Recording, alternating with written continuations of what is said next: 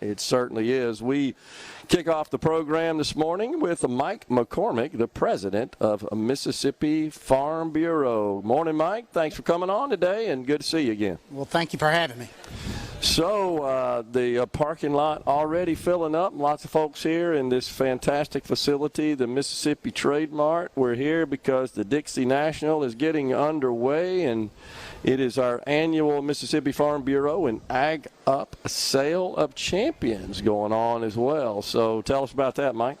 Well, today's the Super Bowl of the show business here in the state of Mississippi. It's where all of the hard work that our competitors in the livestock industry come together, and it all culminates with the Sale of Champions today, where the best of the best get a chance to put their animals in the sale for all the money to go to scholarships. A lot of work behind the scenes goes into getting these animals show ready.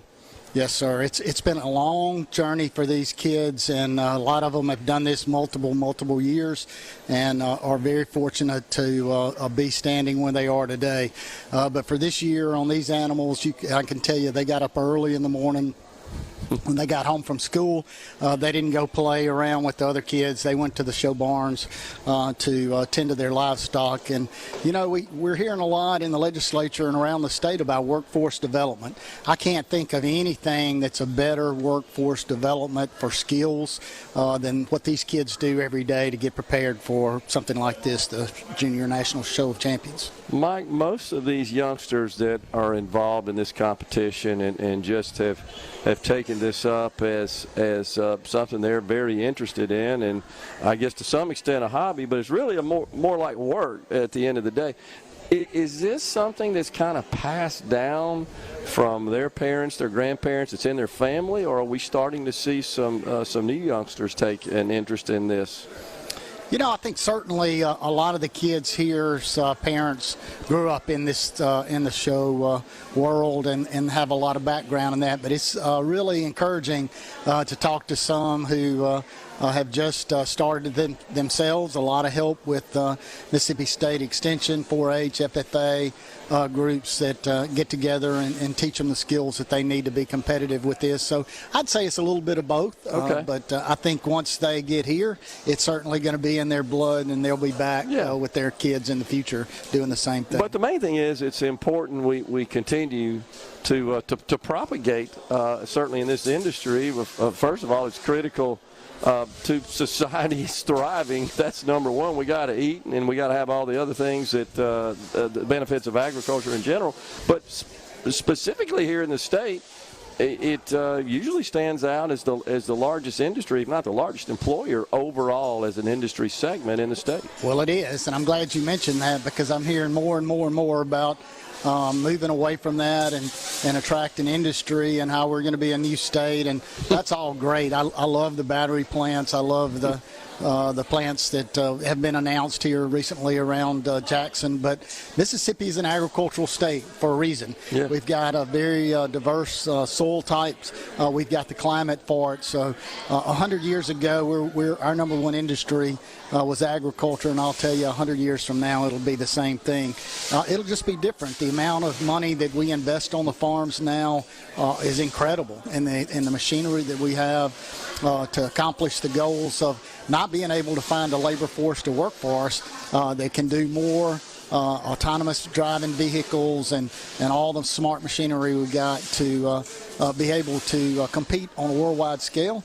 We have here through industry research for our land grant research, great farmers, great technology. When all that comes together, we've got a recipe for success here in Mississippi for Mississippi agriculture. Yeah, and of course, to that end, one of our sponsors, the Good AgUP folks, and the machinery that they have on display here, they're really just high-tech computers, if you will, that happen to do farming tasks at the end of the day. But it has become a very sophisticated and advanced industry. It certainly has changed kind of the nature of the work somewhat. But also it's dramatically improved productivity and just overall yields for our farmers.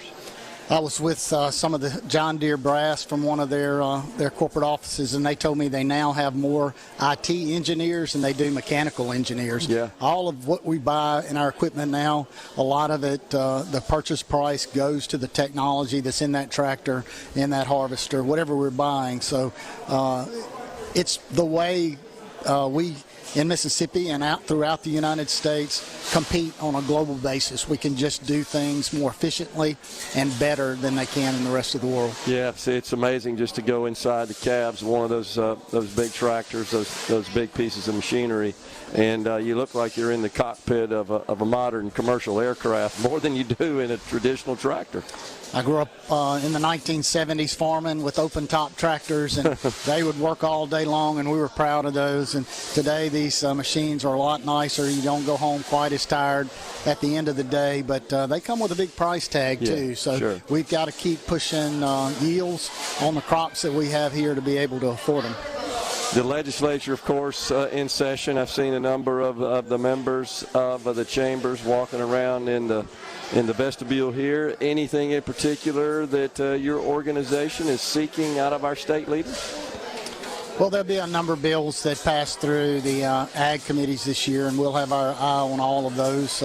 There's a foreign ownership of land that everybody's concerned with, and we've been working to try to address some concerns and try to get a good bill pushed through down there. And I think recently there was some good legislation dropped. So we'll watch that, and we've got some issues with grain grading in the state, and maybe we need to do that a little more uniformly that we're going to watch and work on as well.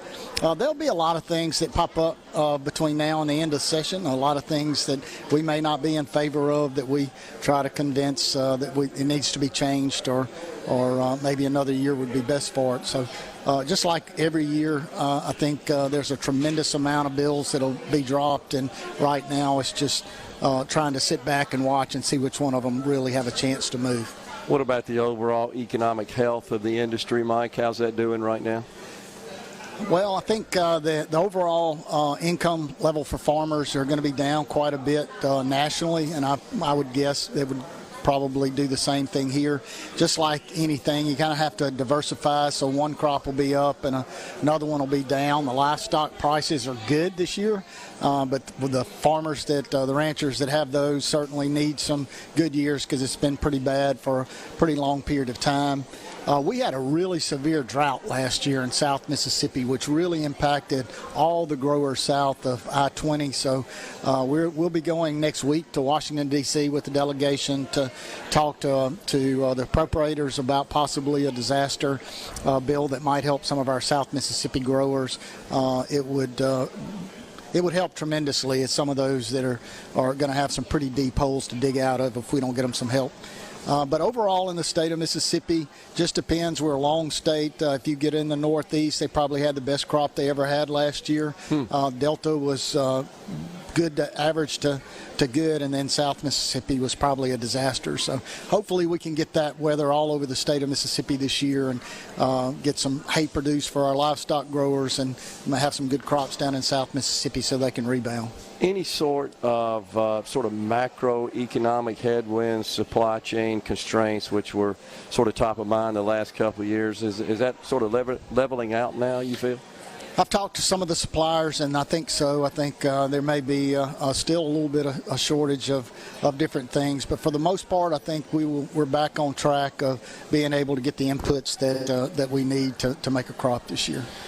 The federal government seems like they're constantly introducing rules and regulations and policies that just make it more difficult to just execute in the agriculture industry. And that's why you've got to have an organization like Farm Bureau that's been there since the 1920s that has such a powerful force nationally with ag policy to represent you to keep those pushed back. Yeah, absolutely. Mike, always good to see you, sir. Appreciate you coming on, and let's have a good Sale of Champions and a great Dixie National Rodeo. Looking forward to it. Folks, we're stepping aside right here. We're in the Element Wealth studio, relocated today to the Mississippi Trade Mart for the Mississippi Farm Bureau and AgUP Sale of